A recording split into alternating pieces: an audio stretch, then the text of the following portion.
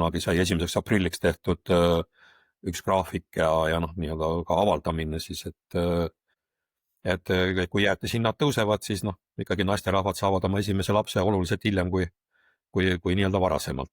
Kui riiklik poliitika on see, et peaks sündivus suurenema, siis tuleks kunstlikult tuua jäätishindu alla. Tere tulemast kuulama saadet Laomees ja torumees. Täna on meil saates külas Tauno Tamm, kes on Statistikaameti andmearhitekt ja räägime sellest, et kuidas Statistikaamet andmetega toimetab. Tere Tauno ja tere Lauri. Tere. Tere. Mul on selline küsimus alustuseks, et Statistikaamet eemalt vaadates tundub, et tegeleb hästi palju ja ainult andmetega. Et kas andmearhitekt on sama asi kui teenusearhitekt või see on kuidagi erinev või kas neid arhitekte on Statistikaametis veel ja kuidas sinu töö erineb sellest, mida teevad teised arhitektid, kui neid veel on? Kui me võtame puhtalt nime arhitekt, siis jah, meil on 2 arhitekti. Meil on siis, ütleme, rakenduste arhitekt ja andmearhitekt.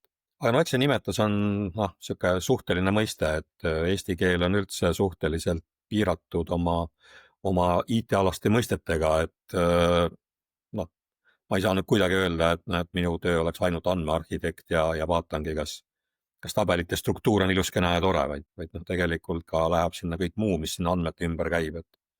Inglise keeles on üldjuhul nimetatud Chief Data Officer või midagi sinnapoole, et mitte nüüd ka puhtal kujul, aga ütleme, see kirjeldab võib-olla natukene rohkem seda, et mis need ülesanded on. Aga see on laiem kui lihtsalt andmelao arhitekt, eks? Selles mõttes laiem, et üldse tegelikult Statistikaametis arhitektide ülesanne on vaadata, et kõikide meie rakenduste, skriptide, arenduste siuke suur pilt kokku jookseks, et ta oleks loogiline, et ta oleks võimalikult unifitseeritud, et me ei teeks samu asju erinevates kohtades, siis me püüame sellel nagu pilku peal hoida. Mina rohkem siis nii-öelda andmete poole pealt, siis rakenduste arhitekt natukene siis rakenduste poole pealt, aga ega rakendused meil ilma andmeteta ei tööta, nii et eks me saame alati seal nii-öelda koos kokku. Aga kas Statistikaametis on eraldi andmeladu? Või ma kujutan ette, et Statistikaamet ongi andmeladu. No just. Kuidas sellest mõelda? Meie mõtleme tegelikult sellest niimoodi, et meil on ikkagi nii-öelda, võtame kõigepealt nagu sisse tulevad andmed või see pool, et meil on olemas siis erinevad tsoonid, meil on olemas raw data, ehk siis toorandmed, meil on olemas töötlusosa, kus siis nii-öelda esimene suur hulk maagiat toimub, ehk siis andmete kontrollid, andmete puhastamised, kaasa arvatud pseudonüümimine ja siis me paneme andmed nii-öelda andmelattu, mida meie nimetame andmelaoks. See on nüüd see koht, kus me oleme esimese reha ära teinud andmetest, oleme suutnud aru saada, et jah, need andmed sobivad, jah, nad peaks olema korras. Meil on selline hea definitsioon, et statistika jaoks tõeseks tunnistatud. Kunagi ei ole andmed 100% korras, aga kuna statistikas on teatavad nii-öelda kõrvalekalded lubatud, siis me ka ei püüdle selle 100% poole, sest selle kättesaamine on natukene liiga keeruline, liiga kallis ja kohati ka võimatu. Ja kui me andmed oleme siin andmelattu ära pannud, siis tegelikult erinevateks järgmisteks töötlusteks, analüüsideks kuni siis avaldamisteni välja võib neid andmeid kasutada. Küll jah, vastavate õiguste nii-öelda olemasolul ja läbi õiguste halduse. Aga kas teile rohkem saadetakse andmeid või te ise tõmbate neid andmeid? Tavaettevõtte kontekstis me nagu tõmbame alati andmeid, aga... Ja meie püüame tüüpiliselt jõuda alati nii-öelda lepingutesse selle loogikaga, et meile saadetakse andmeid. Miks see hea on? See on hea sellepärast, et siis esiteks teine pool ei pea tegema endale mingeid meeletuid ligipääse, auke, kust meie ligi saaksime, ei pea ehitama teatud suuri teenuseid, mis on siis 24/7 kogu aeg üleval ja ei pea neid valideerima. Ja teise poole pealt, teine pool saab siis nii-öelda valida seda ajahetke, millal ta meile need andmed saadab, millal tal andmed on võib-olla endal kontrollitud, millal tal andmed on nii-öelda tema poolt õigeks tunnistatud ja siis ta saadab meile kvaliteetsed andmed. See on nagu see suur mõte. aga jah, kindlasti eks me tõmbame ka andmeid, mis meil üle jääb, kui ikkagi teisel pool on teenus olemas, võtame siin lihtsalt äriregister, rahvastikuregister, siis kui neil on teenused valmis, mida paljud kasutavad, siis oleks patt minna ja nõuda, et oi, aga meie jaoks te peate nüüd tegema veel ühe teenuse. Ja et kui nad nagunii neid up to date hoiavad, monitoorivad 24/7 kättesaadavad, ega me võime neid kasutada, meil on võimekus selleks olemas. Kui palju teil neid süsteeme ja integratsioone on siis, et kui paljudest erinevatest kohtadest, ütleme kõigepealt, andmed teile jõuavad? Kui me võtame nüüd admin-andmete osa, siis jah, meil on circa seal 500 pluss andmestikku, mis meile laekub, siis meil on umbes seal 100 pluss andmeesitajat, sest nii mõnigi andmeesitaja esitab meile mitu andmestikku, võtame kas või Maksuameti, seal on neid registreid päris palju, kust me siis andmeid saame, et üks esitaja, aga mitu andmestikku. Ja nii nad meile vaikselt tulevad ja nendega me siis opereerime. Sa oled nüüd üle 10 aasta olnud Statistikaametis, et kui palju see maht on kasvanud nende aastate jooksul, mäletad sa veel või oskad sa hinnata seda umbes? See nüüd sõltub sellest, et millist mahtu me üldse vaatame, et kas saadetavate asjade mahtu või kogumahtu. Kogumaht Statistikaametis alati kasvab. Sellepärast, et nii nagu ütleme siis, rahvas on täna väga õnnelik, kui nad leiavad kuskilt 2000 aasta vanuse Egiptuse savitahvli, seal on mingid krõnkad peal, siis saadakse aru, et oi näe, keegi müüs, ma ei tea, mingit vilja. Ehk siis meie häda ongi see, et meie andmed ainult kasvavad, sest kogu see eelnev ajalugu peab alles jääma, et meie aegrida läheb järjest pikemaks, analüüse on võimalik teha järjest pikema aja peale ja nii edasi. Kui me nüüd võtame otseselt ainult laekuvate andmete kasvu, siis ütleme, see on sealt circa 2-3 kordistunud. Sest põhiregistrid on meil kogu aeg olemas olnud, me lihtsalt otsime nüüd järjest rohkem selliseid alternatiive juurde. Ja muidugi mõned alternatiivid siis on kuna me väiksed andmed oleme kõik juba kätte saanud, siis me nüüd peame hakkama vaatama järjest suuremate andmete poole. Et need mahud võivad kasvada ka hüppeliselt. Ma olen kuulnud erinevate andmekogude regulatsioonidest, et kui palju Statistikaameti tegevust selle andmete hoidmise poole pealt reguleeritud on ja kuidas sellest mõelda? Mõelda tuleb teda sellest niimoodi, et andmed peavad olema hoitud ja turvalised, ega seal muud üle ei jäägi. GDPR-i, kui nüüd võtta, siis seda kõige suuremat asja, seal on statistika jaoks erand. Ehk siis kõiki neid asju, mida inimene võib GDPR-i alusel nõuda siis tavaettevõtete käest või ka siis tavaasutuste käest, siis meie käest nõuda ei saa. Keegi ei saa tulla ja nõuda, et me statistika ära kustutaks. Lihtsalt see läheb vastuollu kogu statistika mõttega.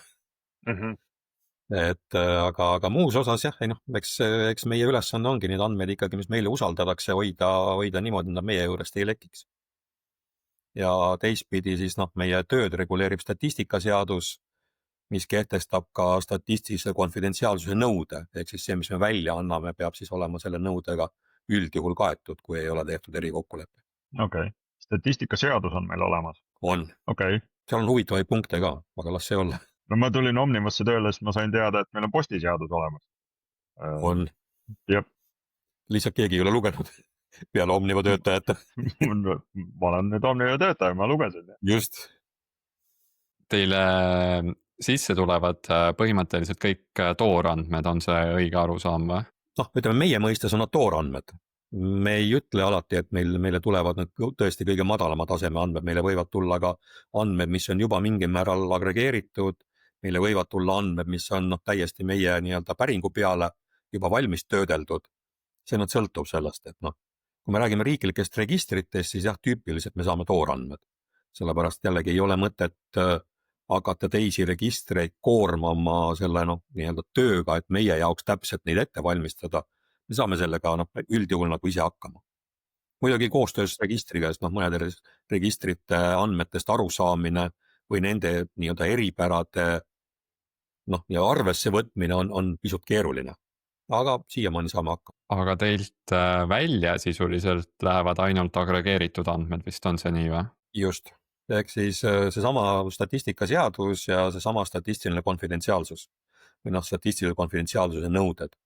sellele me peame vastama, mis noh, nii-öelda rahvakeeli tähendab, et kellegi kõrvad ei tohi välja paista. ja, et noh, kui nii-öelda, ma ei tea, avaldada meditsiiniandmeid Ruhnu saare kohta, siis ilmselt noh, me läheksime väga kähku vastuollu nende nõuetega, et see on jah, ma olen palju vaadanud seda avaandmete portaali ja seal on alati tore, et Statistikaamet on pika puuga ja tavaliselt see esikohal selle osas, et kui palju andmeid avalikustatakse, aga samas teise nurga alt need on kõik sellised agregeeritud andmed, et tihtipeale on hea sellist väga üldpilti näha, aga jah, see kihk andmeinimesena on nagu rohkem detailidesse minna ja see on nagu takistatud. ei noh, lihtsalt see, et tuleb, noh, saategi minna, aga tuleb minna nende allikate juurde, kust meiegi andmeid saame. et noh, kahjuks jah, ütleme, kas kahjuks või õnneks, noh, tegelikult on ta ka õnneks, et see meid ka päästab, et näiteks noh, kohtud ei saa Statistikaameti käest küsida mingeid andmeid. See ei ole lubatud. Tänu sellele, et me ei anna detailseid andmeid välja ja me ei anna ka andmeid selleks, et nende alusel menetlustoiminguid teha. Ehk noh, see statistikaseadus ühest küljest piirab, aga teisest küljest kaitseb. Aga sel juhul, see huvitav, et sel juhul nagu saaks otse minna selle allika juurde, aga kas sa tead, oskad sa nimetada, on mõndadel allikatel kohustus või võimalus üldse selliseid üldisemaid toorandmeid jagada? No ta alati sõltub ju sellest, noh, jällegi, mida me nüüd nii, kui me võtame mõisted üldisemad toorandmed, siis noh, need juba läksid natukene vastuollu, et see sõltub definitsioonist. Ja alati on ju ka võimalik noh, rääkida mõistest sünteetilised andmed, kui nad on noh, antud konkreetse nii-öelda kasutusloo jaoks genereeritud.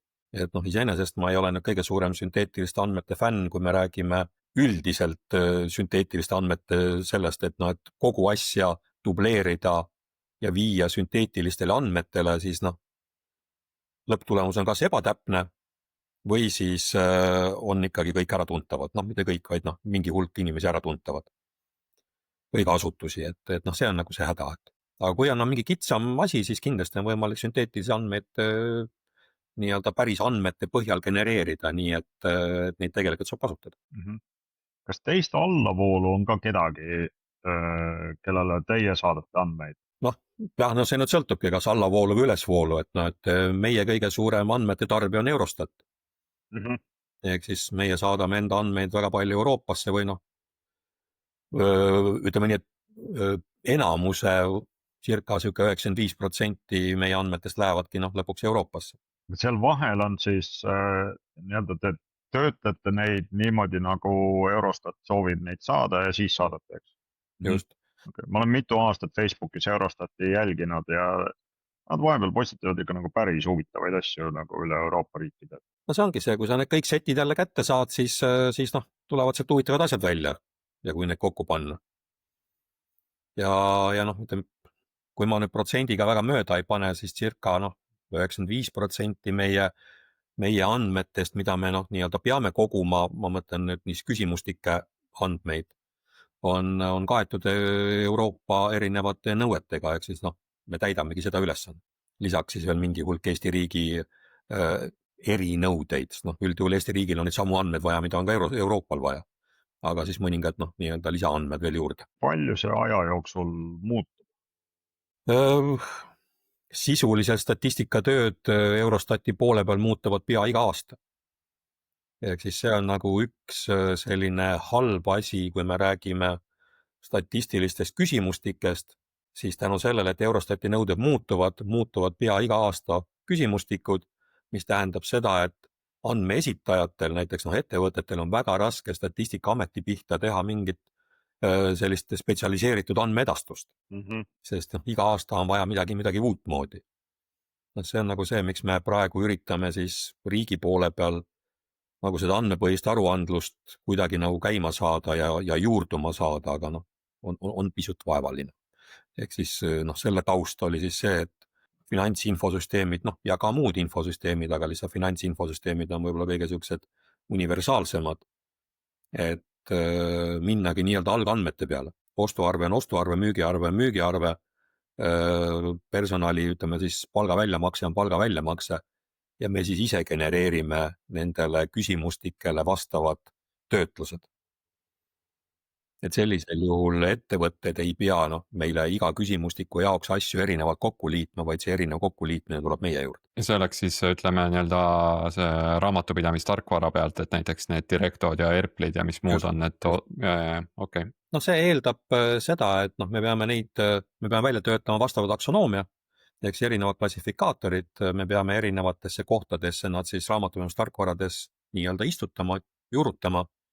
Raamatupidajad või siis mõnedel juhtudel tarkvaraarendajad saavad nad ära mäppida olemasolevatele kirjetele ja sellisel juhul on võimalik sealt agregatsioonidega, ütleme siis agregeeritud klassifikaatorite komplekti madalaimale tasemele kokku tõmmata andmed ja meile saata. Tegelikult ka erinevate riigiasutustele eesmärk on ühtlustada seda, kuidas erinevad riigiasutused andmeid saavad. Kogu see andmehalduspool on vist päris suur teil, ma eeldan, et ongi need igal riigiasutusel, kõikidel nendel andmeallikatel on ju omad viisid, kuidas võib-olla defineerida midagi, inimesed on erinevad, inimesed muutuvad aja jooksul või töötajad erinevates organisatsioonides, et kui palju teil Statistikaametis näiteks on siis andmehalduseksperte praegu tööl, kui palju teil üldse andmeinimesi on ja kui suur osa nendest tegelevad puhtalt andmehaldusega? Andmehaldust ma nüüd peast ei julge väita, aga ütleme, et circa seal 6 inimest. Kui me võtame nüüd, meie mõistes see andmehaldus laias laastus on see, et me räägime metaandmete kirjeldamisest ja siis konkreetsete muutujate ja loendite, klassifikaatorite mõistetavaks tegemisest. Eks metaandmete süsteem on meil majas olemas, on vana, on uus, liigume uue peale. Andmekatalooge, mis siis metaandmetel baseeruvad, on meil ütleme circa 3, teeme 4. Et igav ei oleks. Tegelikult asi ei ole nii hull, et on jällegi vana metaandmete süsteem, on uue metaandmete süsteemi andmekataloog, on siis virtualiseeritud või ütleme siis, meil statistikas on niisugune hea mõiste, et meil on LSD. Vanemad inimesed tüüpiliselt mäletavad, aga siis meil on Logical Statistical Data Warehouse ehk loogiline andmeladu. Et siis seal meil on oma andmekataloog, aga kuna allikas on enam-vähem üks, siis vahet ei ole. Ja loome 4, loome niisugust asja, mis paistab ka majast välja. See on nimega Erika, kust ka inimesed saaksid tulevikus vaadata, mis andmed meil on. Aga need sisemiselt hoiavad siis seda lineage'i ka, et kust need asjad pärit on ja kuhu need liikusid ja? Ütleme nii, et nii ja naa, meil on arenguruumi. Me saame enda lineage'i kätte, aga meil täna lineage'i jaoks iseenesest väga head vahendit ei ole. Sest meil on kohati need valemid on päris keerulised, need liikumised on keerulised, meil on hunnik nii-öelda arvutatavaid muutujaid, läbi mille seda lineage'it tassida. Et meil täna otseselt sellist töövahendit, et kui ma valin ühe sisendmuutuja, et millistesse siis väljundkuupidesse ta panustab, sellist vahendit meil täna ei ole. Ja me üritame sinnapoole vaikselt liikuda, aga kuna kogu see töö käib läbi skriptide, siis meil ei ole ka ühtegi nii-öelda automaatset skripti generaatorit. Vahepeal Eurostat üritas või oli see Eurostat või oli see juba ÜRO statistika osa, üritas sellist asja propageerida nagu VTL ehk siis Validation Transformation Language, mis olekski siis metaandmed, ütleme siis transformatsioonireeglite metakeel ja kirjutaks valemid selles ja siis seda saaks siis nii-öelda tõlkida nii SQL-i kui R-i kui Javasse kui igale poole mujale. Aga kahjuks ei ole täna veel lendu läinud ja nii mõnigi riik, kes proovis, on tänaseks loobunud, et ta ikkagi keerulisi asju ei võimaldanud lõpuks. Et see on see mure seal. Aga kui me näpuga järge ajame, siis me teame täpselt, et selles mõttes meil ei ole nagu muret, et me ei teaks. Lihtsalt meil ei ole ilusat vahendit, millega seda nii-öelda universaalselt kõikide kohta nüüd ja nipsust teha. Arusaadav. Kui minna konkreetsete tehnoloogiate juurde, ma saan aru, et need andmekataloogid, need on pigem teil endal siis majas sees või kellegi poolt loodud, kas vastab tõele, et see ei ole nagu avatud lähtekoodiga mingi tarkvara, mis te olete juurutanud? Avatud lähtekoodiga tarkvara ei ole, selles mõttes, et 2 tükki on karbitooted ja 2 tükki on siis nii-öelda meie jaoks tehtud. Okay. Et vana metaandmete süsteem ja selle kataloog on meie jaoks spetsiaalselt tehtud. Nüüd Erikat tellisime, sest me tahame sinna saada seda nii-öelda andmekataloog plussi. vot seda plussi keegi ei paku. Me tahame, et andmekataloogi pealt saaks minna edasi andmete tellimisele ja noh, võib-olla tulevikus, kui nii-öelda õnnestub, siis ka andmete kättesaamisele. okei , Et muidu on see, et noh, et sa sirvid andmekataloogi, leidsid seal kuskil on midagi sellist, seal on sellist, selles tabelis on midagi sellist. Ja mis sa siis nüüd teed? Nüüd sa hakkad siis uuesti kribama mingit tellimust kuskile kellelegi. Miks sa ei võiks kohe neid linnutada ja ostukorvi loogikaga endale tellida? Ja kui õigused antakse, sa oled õigustatud subjekt, siis sa võid need saada. Et liigume vaikselt sinna. aga mis teil need karbitooted on, mida te kasutate hetkel siis? Karbitooted, siis meie uus metaandmete süsteem on Collectica, mitte Collibra, aga Collectica, on üldjuhul sarnased. Ja kuna Collectica kellelegi ei ütle midagi, siis arvatakse, et järelikult ma räägin Collibrast. Ja teine asi, mis meil on, siis meie LSD on Denodo, mis on siis meie nii-öelda loogiline andmeladu ja andmete virtualiseerimise platvorm. Ja Denodo on selles mõttes kihvt asi, et noh, kasutaja ei pea teadma, kus andmed päriselt asuvad. Ta ei pea teadma, kas andmed on Oracles, Postgres, Excelis, mingis APIs. Tema jaoks ta paistab välja kui tavaline Postgre andmebaas, tema esitab sinna päringu, saab vastus. Ja selle küljes on ka andmekataloog, kus sa saad nii-öelda näha siis vastavalt õigustele, mida sulle on antud, et mis kuskil on ja kui sul on siis veel ekstra nii-öelda õigused andmetele, sa saad ka tegelikult andmepäringud ära teha seal. Ja kui ei ole midagi väga keerulist töötlust või väga keerulist asja, siis tegelikult sellest ka kohati piisab. Nende õiguste juurde tulles, et ma oletan, et te teete seda kuidagi väga hästi. Ma oletan ka. Me ikkagi lähtume selles mõttes minimaalsuse printsiibist, et mitte kõigil ja kirssidega, kuigi statistikaseadus seda ka kohati maja sees võimaldaks. Aga ikkagi, et selleks ka et ise ennast ka hästi tunda, siis me ikkagi jagame neid õigusi vastavalt vajadustele, vastavalt konkreetse töö konkreetsetele vajadustele. Aga see on siis, et see ei ole umbes SQL-is grantimise skriptid, mis on versiooni kontrollitud. Ütleme nii, et pahatihti me räägime SQL-i grantidest, sest Denodosse me toome näiteks SQL-i kaudu neid õigusi, me saame ka ekstra sinna lisada, aga me oleme laisad, et me oleme nagu ära skriptinud nii palju kui võimalik. Et kuna see on nagu meie leib, siis seda me oskame. Ja siis me vastavalt andmebaasi nii-öelda lokaalsetele õigustele me saame ka tegelikult selle virtualiseerimiskeskkonna õigused juba 95% ulatuses tehtud. Ja siis tulevad mingid väiksed ekstrad, sest kõik asjad ei jooksegi alati andmebaasi peale. Sa mainisid alguse poole, et neid andmeid tuleb juurde kogu aeg, et neid ära ei saa kustutada. Ei, meie võiksime kustutada, aga pärast on lihtsalt mõned teised inimesed vaatavad meie poole väga halvasti, kui me oleme midagi ära kustutanud sealt aegreast. Aga kas te siis midagi ei kustuta või midagi ikkagi kustutate? Ei, selles mõttes, et me kustutame nii-öelda toorandmeid, me kustutame töötlusandmeid, me jätame selle andmeladu on nüüd see asi, mis meil siis kasvab. Sellepärast, et see on nagu see ajaloolise tõeallikas ja sealt tehakse avaldamisi. Me peame suutma ka 2 aastat hiljem näidata, et milliste andmete pealt meil avaldamine tehti. Et meil on nagu see tõestamiskohustus ka, mis hoiab ka seda, et me peame andmeid hoidma, ka toorandmeid hoidma nagu natukene kauem, et me ei saa neid kohe nii-öelda 6 aja pärast ära kustutada.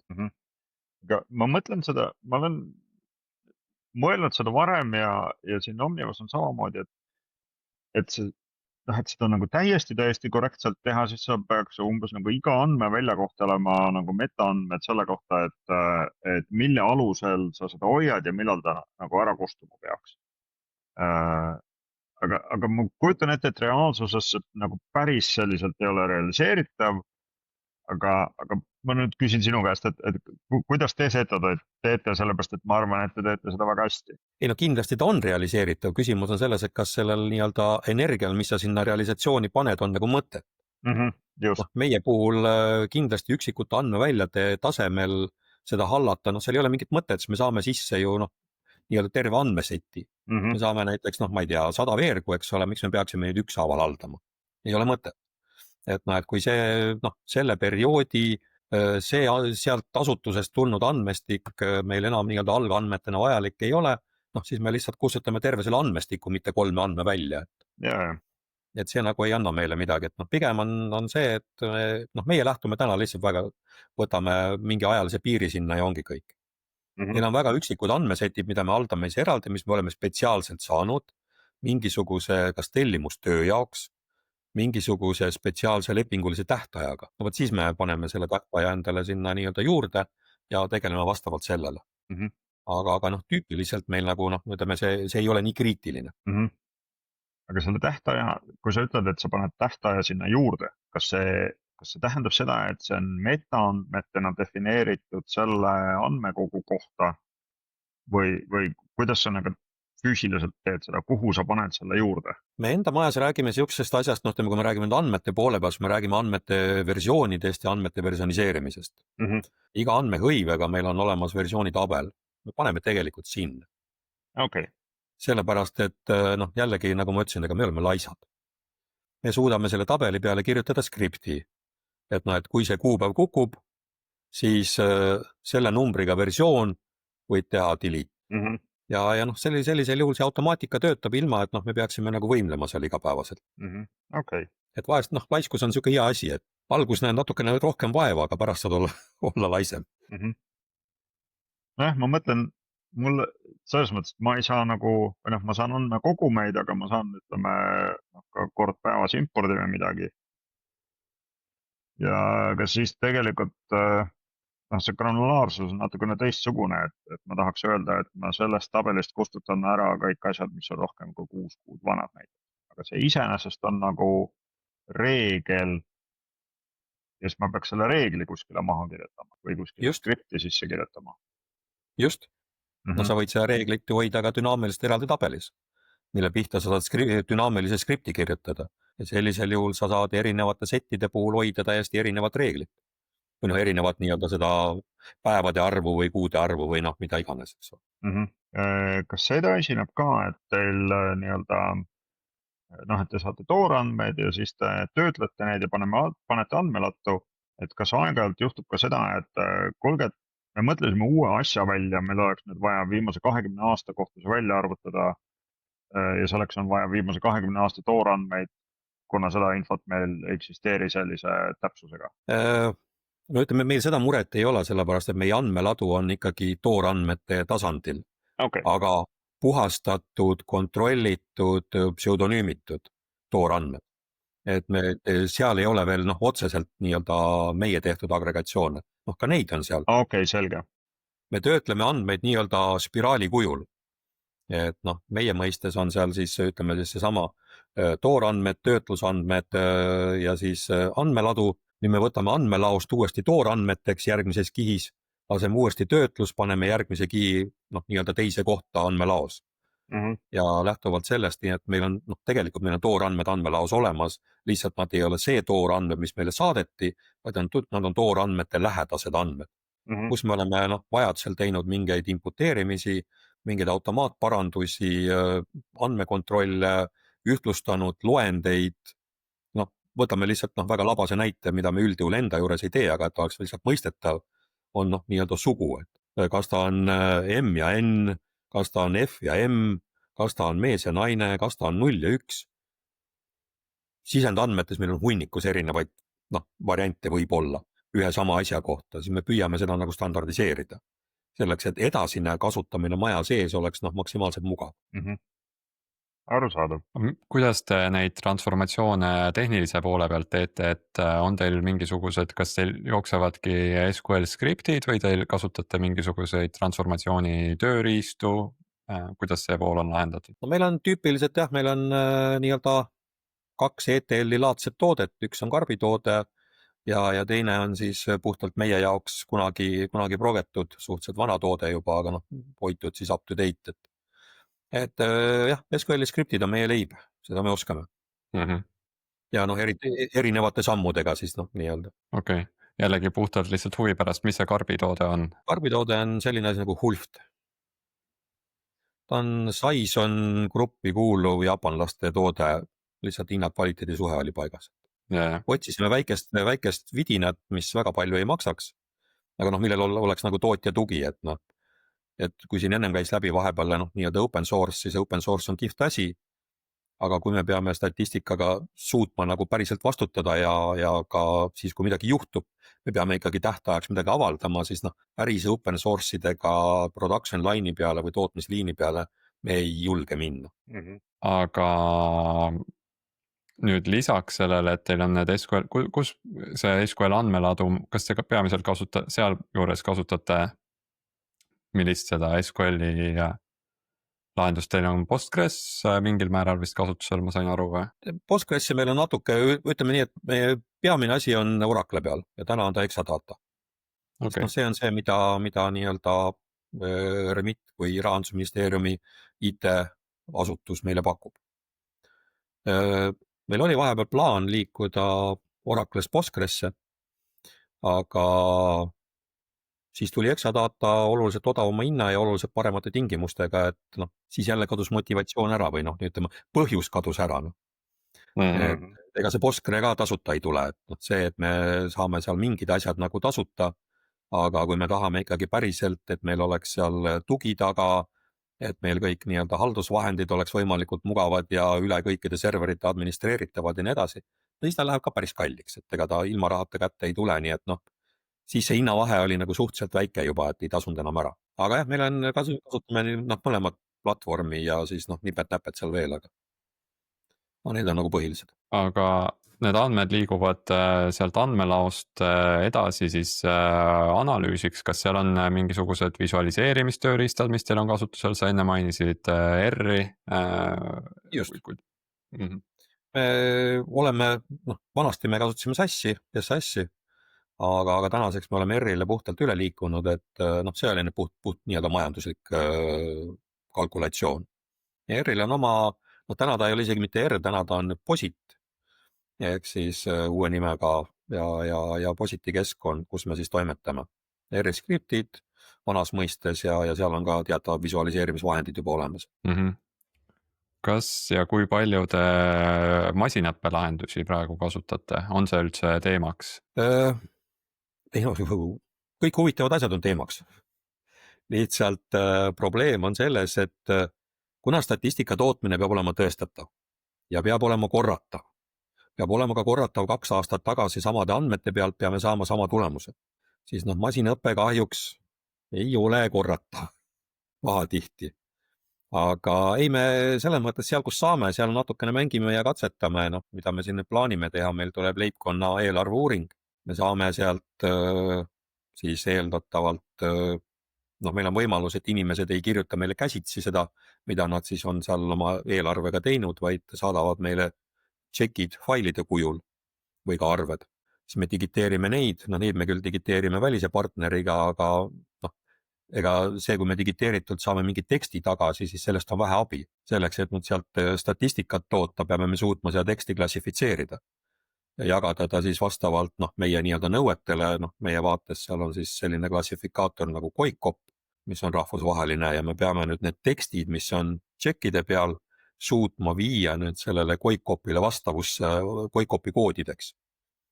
Et me saaksime rühmitada siis see, mida inimesed ostsid, et on nad siis piimatooted, on need seal, ma ei tea, saiatooted, lihatooted, elektroonika ja nii edasi. Et me selle nagu statistika saaksime ära toota, siis seal me üritame nüüd katsetada siis masinõpet ja masinõppemudeleid, mida me seal ise siis treenime. Okay. Aga jah, ütleme suur mure on meil sellega, et statistika peab olema korratav ja tõestatav, me ei saa öelda, et masin otsustas niimoodi. Yeah. Üks selline küsimus ka, ma ei tea, kas see läheb liiga kaugele või mitte, aga mis paljudes ettevõtetes tänapäeval on aina kasvav teema, on see digitaalse kaksiku loomine, et nii-öelda digitaalsel kujul sa saad vaadata, kuidas ettevõttel läheb, sa saad teha selliseid ennustusi selle pealt, et kui meil, ma ei tea, on rohkem inimesi tööl või vähem just inimesi tööl, inimesed jäävad haigeks, kui tekivad tarneprobleemid, et mis siis ettevõttega juhtub. Kas selline asi, ma ei tea, kas sa oskad hinnata või mitte, teoreetiliselt on võimalik ka riigi andmete peal või nendel andmetel, mis praegu Statistikaametisse jõuab või võib-olla juba seda tehakse, ma ei tea. Teoreetiliselt on kindlasti võimalik, ega kõikidest andmetest on võimalik mingisugune kaksik teha, mis iganes nii-öelda meetodil me seda siis nimetame või kuidas ta siis täpselt luuakse, et statistika nii-öelda oma olemuslikult on ikkagi toimunud sündmuste siis nii-öelda analüüsi peegeldus või peegelduse analüüs. et me nagu meie ülesanne ei ole ette vaadata, meie ülesanne ei ole ennustada, meie ülesanne ei ole väga palju mingite erinevate sisenditega mängida, et saada teistsugune väljund. Me peame nagu konstanteerima fakte ja nende faktide põhjal siis nii-öelda vaatama seda suuremat pilti või näitama suuremat pilti. Sest vaatajad on tegelikult juba teised inimesed, kes siis hakkavad nüüd otsuseid tegema. Ja kes siis ilmselt ka mängivad nende samade nii-öelda protsentidega. Me oleme teinud erinevaid lahendusi, ma ei julge nüüd väita, et me neid nagu digitaalseks kaksikuks kohe nimetada saame, et see on võib-olla ka selline definitsiooni küsimus, aga jah, me oleme erinevaid analüüsimudeleid teinud, kus mingit sisendit muutes vaadata, kuidas siis see väljund sealt torudest nagu teistsugune peaks paistma. Samuti meil on praegu mis meil on siis Eesti all seal, kus on see ettevõtete osa, on ettevõtete elujõulisuse indeks, mis siis teataval määral nii-öelda hindab ja minu meelest seal saab ka midagi natukene mängida nende parameetritega. Aga ütleme, meie põhitöö nagu ikkagi seisneb nagu nende faktide konstanteerimises ja nende faktide siis esitamises juba väljapoole. Seesama faktide teema, et raamatupidamises on see, et sa nii-öelda ei muuda ajaloos olevaid andmeid, sa teed mingi krediitarve või midagi muud taolist, et elus võib ju ka asju ette tulla, et kuulutati, ma ei tea, inimene surnuks, aga tegelikult tuli pärast välja ja midagi muud taolist, et kas see on midagi, mida teie haldate? Ma kujutan ette, et ei halda, et siis need asutused, kes teile saadavad, oskavad oma infot selliselt defineerida, et kõik sellised nii-öelda muutused ajaloos kajastatakse läbi nii-öelda muudatuskirjete või midagi taolist. Just nimelt. Ütleme, meil on kahte tüüpi. Selles mõttes inimesed muudavad andmeid pidevalt. Kui me jätame need surmafaktid ja need kõrvale, mida üldjuhul nii-öelda ekslikke surmasid juhtub harva, kuigi juhtub, siis võtame Maksuameti. Käibedeklaratsioonid, tuludeklaratsioonid, neid siin muudetakse ju pidevalt. Need on vist täiesti rahulikult kuni mingi 3 aastat tagasi muudetavad. Just. Nii et selles mõttes, et me saame pidevalt nii-öelda vanadele kirjetele uusi versioone. Ja sellepärast ka meie andmeladu on tegelikult versioneeritud. Miks ma ennem rääkisin ka sellest versiooni mõistest, et see versiooni mõiste on meil ikkagi väga keskne mõiste. Et kui meil tuleb nüüd, võtame sama nii-öelda käibemaksu deklaratsiooni näite, kui meil tuleb samalt ettevõttelt sama perioodi kohta hiljem uuem andmestik või uuemad andmed, siis me oma eelmise versiooni tunnistame kehtetuks ja tekitame sinna uue kehtiva versiooni. Et kõik meie uued nii-öelda analüüsid siis kasutavad seda uut kehtivat, aga selleks, et me saaksime tõestada, et miks me ennem avaldasime sellise jama, siis me saame öelda, et algandmed olid sellised, ei olnud jama, täiesti õige oli. Et me saame näidata seda, et see versioon, mis siis tuli 2 kuud tagasi, siis olid seal sellised numbrid. Seal on ka mingeid, ma kujutan ette, et teil on mingisugune monitooring seal peal, et te märkate, kui mõni ettevõte esitab 1 miljon korda oma, ma ei tea, seda tuludeklaratsiooni ajas tagasi ulatavalt või, et kas seal on ka mingeid huvitavaid veidrusi? Ma niimoodi ei tea, kuna ma ise neid andmeid ei analüüsi, siis ja kõikidele andmetele ka teps mitte ligipääsu ei oma, ei peagi omama, siis ma niimoodi ei oska sinna vastata. Mis puudutab seda, et andmetes on veidrusi, ikka on. See ei ole üldse mingi probleem. Mingitel hetkedel tuli meile ühest Eesti registrist tänav nimega Stockholm. Ei ole Eestis sellist tänavat. Aga ära ka ei muudeta, sellepärast inimene sisestas. See oli see asi, et ikkagi ADS-iga oli korralikult liidestamata ja tegelikult oli nii-öelda vabalt kirjutatav väli. Et siin me teeme tegelikult, kuna me siis ju raalisime välja selle, et sihukest asja ei ole, siis me võtsime registriga ühendust, küsisime, mis see päris asi võiks olla, vaatasime veel muid parameetreid, tuvastasime, mis see õige väärtus on ja tegime lihtsalt automaatparanduse, mida me lasime siis, ma arvan, et aasta või paar sinna peale, enne kui siis lõpuks andmed korda läksid. Et selle mõttes me parandame andmeid, me kontrollime andmeid kogu aeg, meil on erinev hulk igast andmekontrolle ja vastavalt nendele kontrollidele, eks me siis püüame ka kogu aeg paremaks saada ja neid kontrolle juurde teha, et meil täna seda võimu ei ole, et me suudaksime ainult whitelistida. Me täna ikkagi teeme kontrolle blacklisti meetodil, minu vaates kahjuks, aga noh, sellega tuleb leppida, sest lihtsalt ressurssi whitelisti jaoks ei ole. Et me suudaksime välja tuua et me suudaksime nii palju kontrolle teha, et me saaksime veenduda, et ainult need, mida me lubame, need läksid läbi. Et me teeme kontrolle nii palju, kui me oskame sinna ette, noh, nii-öelda pool whitelisti põhimõttel ja siis ülejäänud kontrollid tulevad ikkagi blacklisti põhimõttel, et saime teada, et vot näed, nüüd mingi viga läks läbi ja järelikult järgmine kord enam ei lähe. Sest noh, inimesed on väga leidlikud, olgem ausad. ja meie kohati noh, nii-öelda kõiki asju ei suuda ette näha. Ma olen ka kunagi ise tegelenud sellega, et mingisugune partneri raport läks katki. No kuidas sai katki minna? Noh, Exceli fail ei avane. No, siis selgus, et meie süsteemis oli keegi pannud mis iganes partneri nime lõppu tühiku ja noh, siis see liikus läbi kõigi süsteemide ja kirjutati ka faili nimesse, aga kui sul on enne seda faili laiendi punkti on tühik, siis mis iganes süsteem seda üritas lugeda, siis ei õnnestunud. Aga see oli päris pikk protsess jah, et noh, üks asi oli seda ise parandada ja ära korjata seda jama sealt algusest ja lõpust, aga teine see, et see jooks alliksüsteemi tagasi, võttis ka mitu kuud, et kuulge, et palun ärme enam salvesta selliseid asju. Võtame ära selle võimaluse selliseid asju salvestada. Et eks ta ongi, noh, kõikide asjade peale alati ettevaatavalt ei tule. Et noh, see ongi nüüd see, et kui minna tõeliselt whitelisti peale, et kirjeldadagi kõik asjad, et vot lubatud on ainult niimoodi ja mitte midagi rohkem, siis tuleb viga. Lihtsalt see nõuab väga palju nagu noh, nii-öelda ressurssi. Hiljuti oli hea näide sellest, et Statistikaameti andmed on inimestele olulised ja neid jälgitakse. Ma huvi pärast küsin, Tauno, kas sa ise ka või mis sinul on sul mingisugused andmed, mida sa ise Statistikaameti andmetest nii-öelda jälgid, sellised, mis nii-öelda siis avalikult välja lähevad või on sul enda mingisugused lemmikandmed, mis sinu arvates on kõige huvitavamad või põnevamad? Ma nüüd Statistikaameti väljundit ise nii-öelda jooksvalt ei monitoori kogu aeg. Noh, selles mõttes, et need asjad, mis on nii-öelda suures pildis huvitavad, noh, need tulevad ka uudiste kaudu.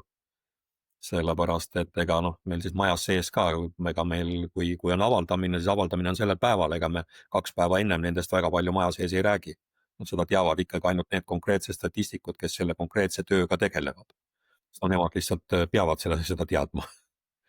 Aga noh, jah, ei noh, selles mõttes, et arvestades, et sinna ikkagi üle 500 andmestiku sisse tuleb, siis noh, meil tegelikult on võimalus väga huvitavaid asju kokku joonistada. Noh, alates sellest, et noh, mingi häkatoni raames siin pakuti ka idee välja, et noh, nii-öelda inimese elukaar. No, me teame, millal inimene sündis, me teame, millal ta kooli läks, me teame, kuhu kooli ta läks. Me teame, millal ta abiellus, millal ta lapse sai, millal ta maja ostis, millal ta järgmise töökoha ära vahetas. Noh, täna me teame ka palju ta palka saab sealt töökohalt. Ehk siis noh, samamoodi, millal ta auto ostis, millal ta auto müüs, suures pildis. Et tegelikult siuke ilus elukaar on võimalik nagu välja joonistada ajateljele. Et see noh, ja niimoodi saab täiesti erineva nurga alt, täiesti erinevate andmetega noh, nii-öelda mängida neid elukaari sinna joonistada, samamoodi noh ettevõtete puhul. Ettevõtete andmete puhul vist ei oleks ka probleemi, eks ole, neid mingil määral avalikuks teha, eraisiku andmeid tõenäoliselt see oleks küll väga huvitav näha, aga seda saaks vist ainult enda kohta eesti.ee portaalist või kusagilt vaadata. Seda teoreetiliselt niimoodi saakski teha, et teda saaks teha noh, nii-öelda isikupõhiselt, sest noh, meie maja sees andmed, kui me neid töötleme, siis nad on ikkagi pseudonüümitud, seal ei ole kuskil isikukoodi, seal ei ole kuskil nime, et näed, on Jüri või on Mari või on Kristo või on Lauri. Et noh, meie vaatame neid kui lihtsalt andmekogumeid ja me teeme masstöötlust, me ei vaata iga üksiku kirja sisse, saame nad massiliselt kokku panna. Aga noh, nii nagu on näiteks seesama ettevõtete elujõulisuse indeks täna sinna Eesti.ee juurde tehtud, kus ettevõtte RIA poolt tuleb meile ettevõtte registrikood, kes on sinna RIA keskkonda sisse loginud sinna Eesti.ee-sse ja me anname siis selle ettevõtte kohta teatava analüüsi tagasi. Siis noh, täpselt sama saaks teha ka isikute puhul iseenesest. Kui nii-öelda tellimus tuleb ja huvi on. Kas see oli teil endal selline sisemine häkaton, mis teil toimuvad või see oli mingi avalik üritus? See oli kunagi vist, ma arvan, et see ka poolavalik, et erinevad, tähendab selles mõttes, et see häkatonis osalesid majavälised nii-öelda ettevõtted, üldjuhul olid nad ikkagi noh, mingid kooslused mingist ettevõttest, et noh, seal oligi, et noh, et mis võiks olla mis võiksid olla need asjad, mis võiksid pakkuda huvi. Et meil küll täna ei ole nii-öelda otseselt ette nähtud seda, et me saame väga palju huvitavate asjadega tegeleda, sest meil on ikkagi riiklik tellimus ja meie eelarve lähtub sellest riiklikust tellimusest. Et ega meil seda nii-öelda vaba ressurssi, mille aluselt igasuguseid huvitavaid asju teha ei ole, aga alati on hea, kui mingi mõte on kuskil taustaks olemas, sest vahest tuleb ka tellimustöid samasuguseid sisse või küsitakse, et mida me võiksime tellida, siis on võimalik ka mingeid asju välja pakkuda. Päris huvitav olnud. Lõpuküsimuseks võib-olla, et mis see lähiaja selline visioon on, et üks asi, Tauno, mis sa ütlesid, oli see aruandlus 3.0, aga kas on mingisugused kindlad tärminid või mingid muud põnevad projektid, mis sa näed, et siin lähiaastatel näiteks võib teoks saada ja inimesi mõjutada? Seesama Erika projekt on, kui ta lõpuks nagu nii-öelda sinnamaani jõuab, et tast võiks kujuneda ka näiteks selline nii-öelda online tööriista loogikaga asi, aga sinna meil läheb veel natuke aega ja sõltub ikkagi finantsidest, sest me puhtalt sõltuma nii-öelda nendest, millised eelarved meile sisse tulevad. Kindlasti see nii-öelda endise nimega aruandluskoll, praegu on ta siis andmepõhine aruandlus. Kui selle lõpuks käima saaks, see oleks ettevõtetele, ma arvan, ka väga huvitav asi. Kaasa arvatud praegu see jällegi endise nimega nullbürokraatia, praegu siis bürokraatia vähendamise töögrupp, nad sealt koos käivad, aga jah, need riigi hammasrattad pahatihti ikkagi jahvatavad väga aeglaselt või on nad siis nii-öelda väga suure raadiusega, et selle ringi tegemine võtab ikkagi väga palju aega.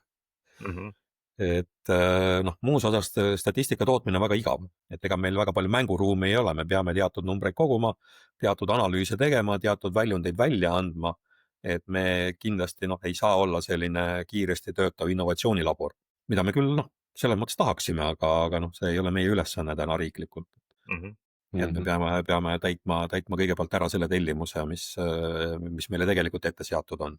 Ja siin me aeg-ajalt teeme mingeid nii-öelda huvitavamaid asju, nagu kunagi sai 1. aprilliks tehtud üks graafik ja nii-öelda ka avaldamine siis, et kui jäätise hinnad tõusevad, siis naiste esmasünnitajate siis naiste vanus tõuseb. Et graafikud läksid väga ilusti paralleelselt. See oli see spurious correlations või midagi sellist? No just, see on ilmekas näide sellest, et kui me ennem rääkisime natukene sellest avaandmete teemast, et kui sa täna võtad avaandmed lihtsalt andmetena, loobid nad nii-öelda kokku ja vaatad, mis tuleb, siis sa saadki täpselt siukse tulemuse, et kui jäätishinnad tõusevad, siis ikkagi naisterahvad saavad oma esimese lapse oluliselt hiljem kui nii-öelda varasemalt. Kas seal seost on? Me eeldame, et ei ole, aga see on nagu see avaandmete teema, et kui sa paned erinevad setid lihtsalt kokku, siis see kahjuks ei anna sulle head tulemust pahatihti. Me saime siia lõppu selle suurepärase selle reklaamlõigu, mis läheb sinna saate esimese 10 sekundi sisse. Jep, see on väga hea nõuanne, mida tasub silmas pidada, et võib-olla jäätisemüüjad peaks vaatama, et nad hooliks rohkem natukene sellest naiste sünnituseast. Või siis tuleks riiklik poliitika teha nüüd jäätisemüüjatele, sest kui riiklik poliitika on see, et peaks sündivus suurenema, siis tuleks kunstlikult tuua jäätishindu alla. Väga hea. Aitäh! Suur aitäh, Tauno! Selle positiivse sõnumiga saamegi lõpetada ja jõudu sulle ja jõudu Statistikaametile, et teete head asja. Aitäh!